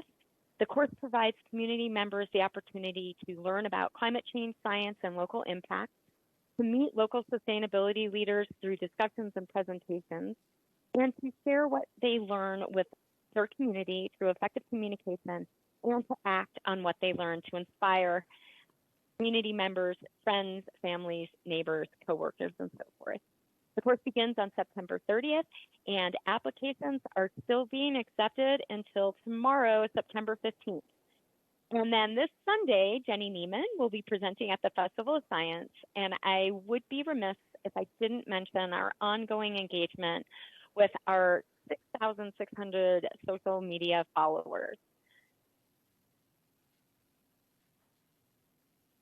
On this slide, great, you can see a few examples of the work we are doing with our social media platform to inspire, educate, and call to action. And then as you heard from Jordan earlier, Mayor and Council, we are moving forward with a major amendment to the regional plan on carbon neutrality. This amendment will revise the current regional plan to align the climate change and adaptation section with the goals of the carbon neutrality plan. This is an important amendment to ensure that our regional plan reflects the urgency of strong climate action. We have just completed the 60-day public review period, and we have held 3 events and a community forum survey. We are now moving on to the Commission's review period, and we'll meet with the Planning and Zoning Commission 3 times over the next few months. We will then return to City Council on this topic for a work session in November, and then a meeting for adoption in December.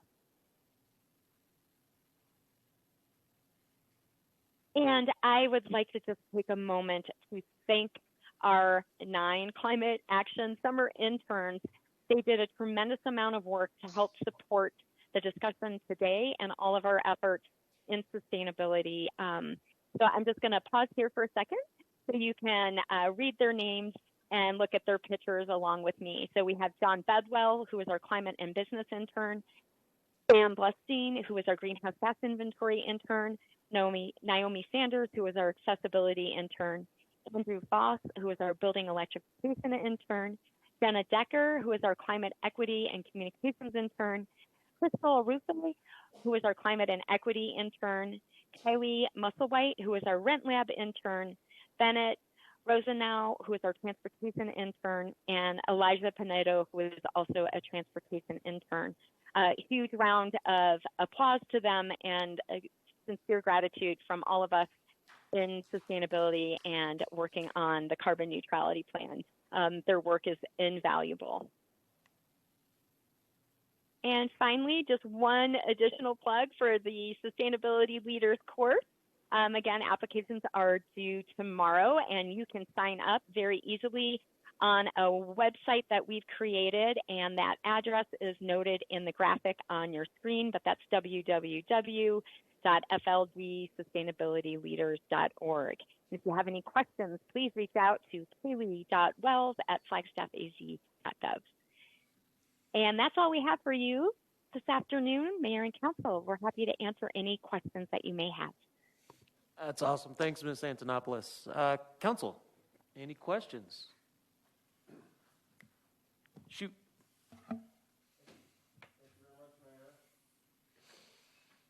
Oh my gosh, you guys are just, you're so amazing.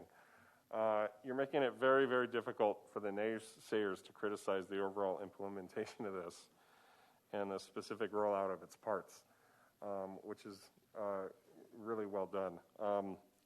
You know, the value-driven passion that the three of you and your team brings to this endeavor, it really tells me that you guys are in the right place. Thank you for taking your dedication and your talents and applying it to the very, very big, overwhelming and ambitious tasks before us. I really do appreciate it on behalf of everybody on council and the community that is pushing for this out there. I'm wondering if you could talk a little bit more about solid waste for a moment. Solid waste has been a topic of conversation coming across from several different angles, even in the past week. And I know that there are some preemptions that are involved in this that it might be worth just lifting up so folks understand the constraints that we're working under from the state level. And then just some, use that as a general place for a conversation about how do we get around state preemptions and other constraints that we're working under and move forward towards 2030 anyway. Mayor and Council, thank you. Yes, I believe we have a good opportunity here to provide some reminders into the community about House Bill 2131. I believe I have that correct off the top of my head, which is essentially legislation that was placed on auxiliary containers, which preempts local government from applying any fees, taxes, any type of restrictions or mandates on auxiliary containers. So that could be a plastic bag, that could be an aluminum can, that could be a styrofoam container, or even a cardboard box. So that we have a number of challenges in regards to that specific legislation that was passed in terms of how we essentially cannot mandate recycling or even infrastructure for recycling. We do have a tremendous amount of opportunity to go through education and outreach and increasing our participation in programs like pay-as-you-throw. Successful pay-as-you-throw programs have to be coupled with education and outreach, but in communities that have successful programs, they have seen a significant decrease in contamination and increase in recyclable materials that make their way to processing facilities. With that in mind, I will say that we will be back in front of council in either November or early December with a Rethink Waste update to the council and community. And at that time, we'll even take an opportunity to chat more about the health of the landfill. I was on a call earlier this morning, and I see that Todd Hansen is with us here this afternoon. And not to put him on the spot, but we did have our monthly Rethink Waste call, and we were talking about landfill closures. And I believe, and please, Todd, step in if I'm incorrect, but from my notes from that conversation, our landfill closure date is right now hovering around the year 2070. With a potential of a 20-year expansion or lengthening, I guess, of that closure. That was a strange sentence. But if we were to laterally expand the landfill. So we have a more important focus on decreasing materials that go to the landfill and getting those back into the system and upcycling and managing our consumption before materials get to the landfill. So just a few points there, but I think we do have an opportunity, Councilmember Aslan, so thank you for that. I think we can post a lot more information and reminder about the restrictions that we have in terms of auxiliary containers. Thank you. Yeah, and I'm sure we could have a similar conversation for almost any one of these honeycombs here that are on the chart. One other just quick question, kind of a random one, but I'm curious anyway. How did you guys decide on Ponderosa Trails for your pilot project for pay-as-you-throw? Great, thank you for that. One of the reasons we were looking at contamination, and again, if there's Mr. Hansen is available for additional comment from the logistical side, I would appreciate that assistance. But we definitely wanted to work in a neighborhood that had a strong homeowner association component, so we could work with the community members through the homeowners association. And then, Todd, I see that you're on. If you wouldn't mind adding any additional points to that, I would appreciate it. The homeowners association was an important factor, and also that area is somewhat contained on its own, I don't want to say island, but it's easy to separate that out in a single route. And for auditing purposes and proving out some of the data that we'd be collecting, that was an important factor of choosing that area. And the HOA managers in that area were very receptive to our idea of having the pilot. They're really enthusiastic. So that played a big part in it also. Thank you, Mayor. Vice Mayor?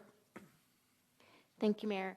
And thank you, sustainability staff. I really appreciate this update. I appreciate all the work that you have done on all of the plans and the outreach and the engagement. And my question has to do with engagement specifically. The sustainability leaders, what days of the week and what time? Is it an online course that people take on their own, or is there a set time and date for all of these sessions? Great, thank you for that, and thanks. Oh, do you want to take that, Jenny, or shall I?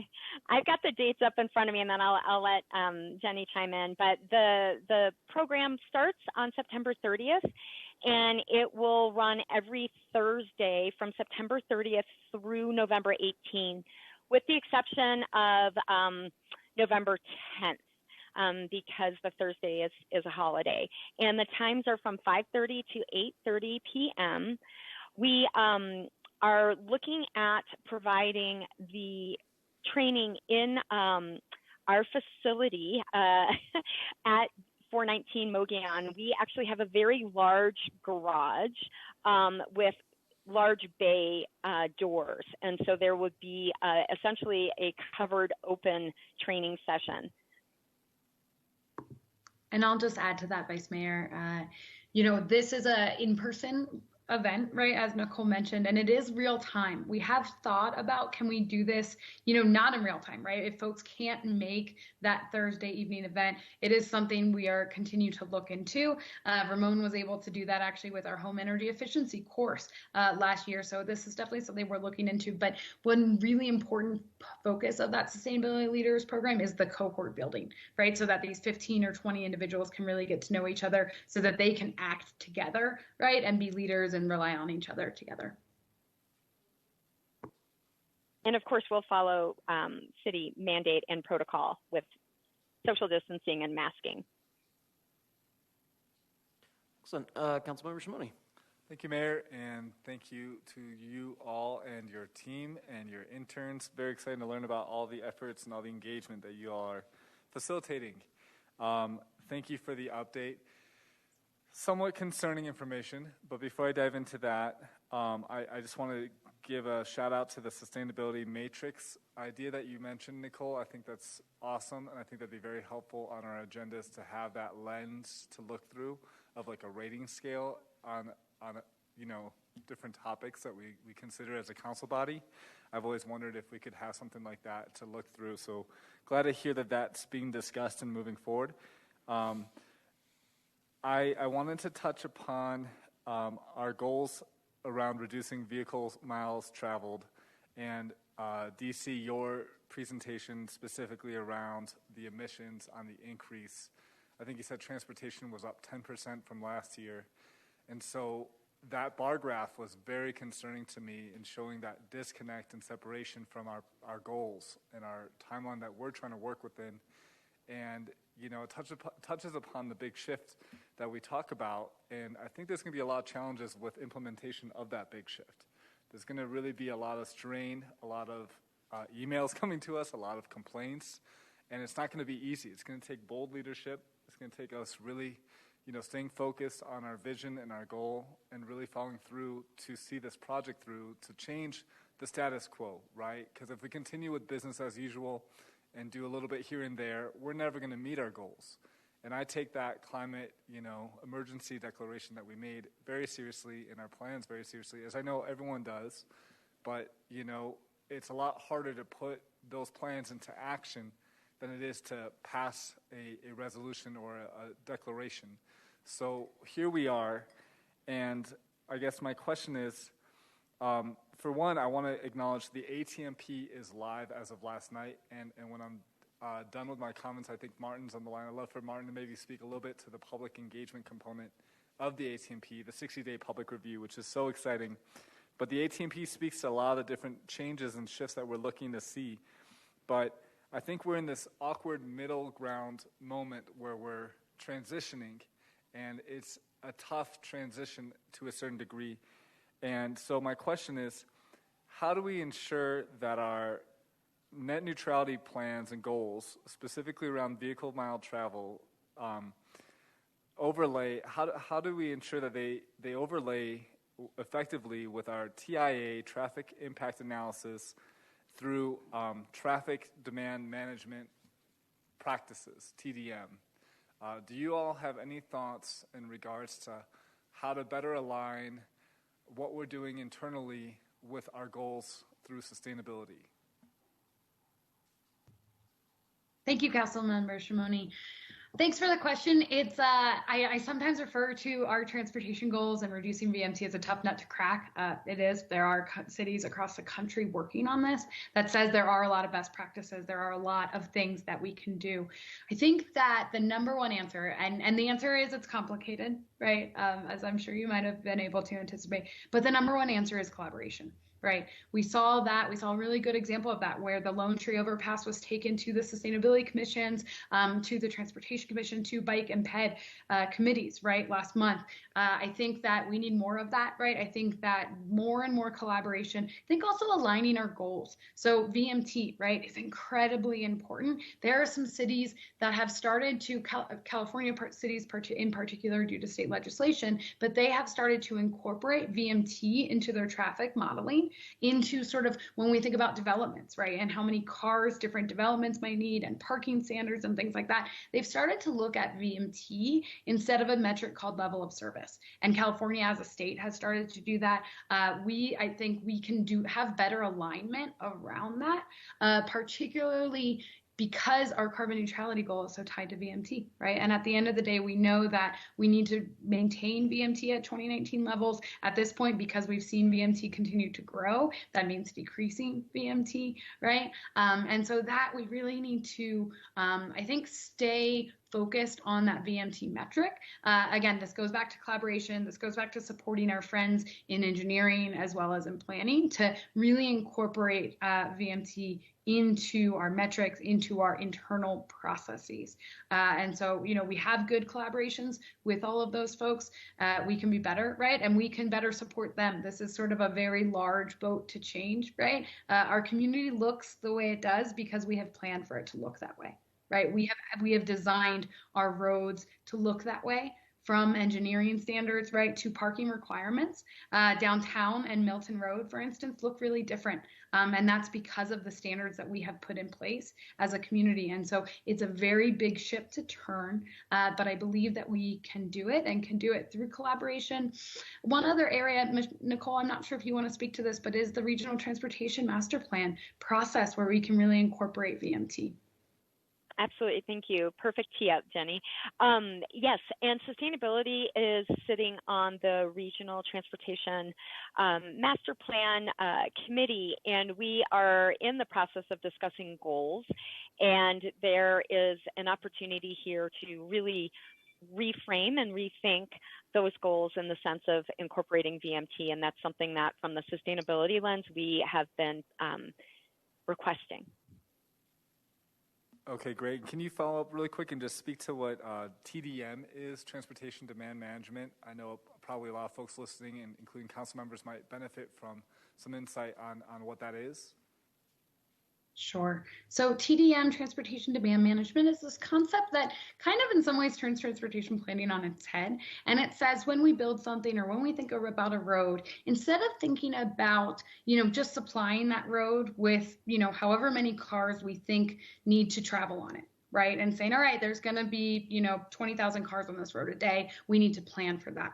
Instead, it thinks about, all right, that's demand, right? And this kind of goes back to principles of economics. But let's think about that transportation demand. And instead of just taking it for what it is, and saying, we're going to build this new housing complex and it's going to cause, 500 trips a day, it says, how can we make those 500 trips be about walking or biking or transit trips, right? Instead of just car trips. And so it's really about reducing demand for transportation. That's it is what that name is, right? Managing that transportation demand. Some people sometimes compare this to when we think about water, right? When we think about water use, we don't just say we're going to just supply whatever amount of water the city of Flagstaff and the community of Flagstaff needs. We work really, really hard to reduce demand for water, right? We have a whole water conservation program with multiple staff, right, that work to reduce demand for water. We also do that within water resources. We work on efficiency for water, both at the national level, right, from toilets to, thinking about within every building we build and how do we reduce demand for water. So TDM is the same. It's thinking about reducing demand for car travel because there's so many benefits to our community from that. So TDM is kind of a philosophy, right? We can work to incorporate that philosophy into our different internal processes, that it goes from, again, when we build a building and we think about parking spaces needed or stoplights needed or road lanes needed, right? And how we think about roads that we build or roads that we upgrade, thinking about lanes that are needed and our standards. How do we instead kind of say, can we reduce demand for that car travel? Thank you for that, Jenny. And I'm wrapping up, Council. I think what I've heard in my exploration of our engineering practices and our TIA is often we're reaching for the same tool each time to address an issue. And basically, I think that TDM might provide us more tools to address an issue and think outside the box on how we, let's say there's a big development going in near the university, and there's a TIA that shows that there's an X impact. I do believe that TDM might provide us with more tools in addressing how we design for how to handle that influx of population. So, Council, I would love for us to have that policy discussion about our philosophies and our prioritizations as a city in regards to how we address the TIAs and the impact of the growth that we're experiencing. Because obviously what we're doing today is not working, and it's extremely concerning to me. And City Manager, I know you're listening carefully, and so that's where I'm at. And I look forward to having those conversations. And I, as I've said in the past, have full faith in the people we have in the key positions needed to collaborate and work together to work through these challenging times of the shift that we're talking about internally and externally. Okay, I'm wrapping up. Nicole, if you can, or someone can speak to the Neighborhood Sustainability Grant just for the public's understanding, that'd be great. And then if Martin is on the line, I'd love for him to take a minute to talk about the outreach plan for the ATMP. Thank you. Great. Thank you, Council Member. Yes, absolutely. Just in terms of neighborhood sustainability grants, we are offering a grant workshop this weekend to help individuals who have never applied for a grant to walk them through the process. And neighborhood sustainability grants are brought to the Sustainability Commission. The Commission actually votes on the grant award. And these are opportunities to really seed deep-rooted community-oriented, community-based initiatives that promote sustainability, and specifically right now with a focus on climate action. So we have a number of different categories. We also do partner, I would be remiss if I did not mention water services. We do partner with water services to help essentially distribute research grants as well. So they can fine-tune the water conservation plan and technologies that were highlighted in that plan. So this is an opportunity, though, for community members that they may want to be focusing on food systems. They maybe want to focus on transportation systems, maybe to try to reduce idling at school drop-off zones, or they want to put in energy efficient measures at a community center. These are programs that really span the full breadth of sustainability. But again, we are focusing as a priority the climate action. So transportation, energy efficiency, food systems, waste reduction are all incredibly important in the neighborhood sustainability grant application process. We've got lots of great information online, and we have been doing a lot of outreach over the last week to promote the next open phase for the grants, and I would love to invite all council members to share information in your social media portals, and I'll get that out to you in just a few moments. Thank you, Nicole. And if Martin is on the line, Martin, this is your chance. I am on the line. Thank you, Your Honor, Councilmember Shimoni. We are just in the beginning phases of rolling out the draft ATMP to the public. We're working on finalizing a couple of open house dates, probably starting on September 22nd, as well as kind of working out the details of our engagement tools and a survey and other feedback mechanisms. So I think I'm scheduled to make a short presentation to council next week on the 21st. So I will provide you with more details as we have them on that date. And also, if you're in any of our normal channels for outreach, like Facebook or Notify Me on the city's website, you'll probably see something coming out over the next couple of days. Thank you. Excellent. Thank you all so much. Thank you, Council. Thank you. Councilmember McCarthy. Thank you, Mayor. I just wanted to point out, which I think is obvious to anybody that's sitting here, but just to bring it out anyway, that our transportation demand is largely a function of our land use policies. And so when we make land use decisions, we need to take into account what the transportation is. I mean, just to kind of define two ends of the spectrum, my sister went to college in San Francisco. She didn't own a car. She either walked or took mass transit everywhere. On the other end of the spectrum is where my wife is from, Cannon Falls, Minnesota. Rah, rah. You didn't go anywhere without a car because everything was so spread out, you couldn't walk somewhere. The roads were dirt, and so you couldn't bicycle. It wasn't practical. You never saw bicycles or people walking back in Cannon Falls, at least where she lived. So we don't want to be Cannon Falls, and we don't want to be San Francisco. We want to be something in between, but we need to consciously think about that. And when neighborhoods are laid out for walkability and higher density, that promotes the less use of cars and more use of walking and more use of bicycles. So something to keep in mind. Thank you. Thank you, Councilmember. Anything else? Well, thank you, Sustainability, for all the work you're doing. Always love seeing your presentations. So, yeah, look forward to the work ahead. Oh, Councilmember Salas, sorry. Thank you, Mr. Mayor, and thank you of our stellar sustainability staff and interns. Welcome to Team Flagstaff. Let me just add a finer point on the transportation frustration that was articulated by Council Member Shimoni.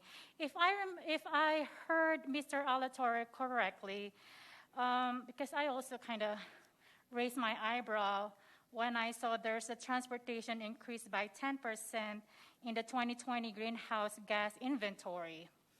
But looking at the data point, the data provided for transportation actually covers FY 2019-2020, which is the second half of 2019 and the first half of 2020.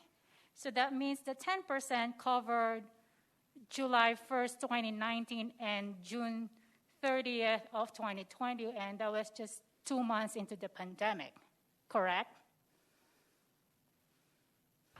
So the data, correct? Yes, sorry.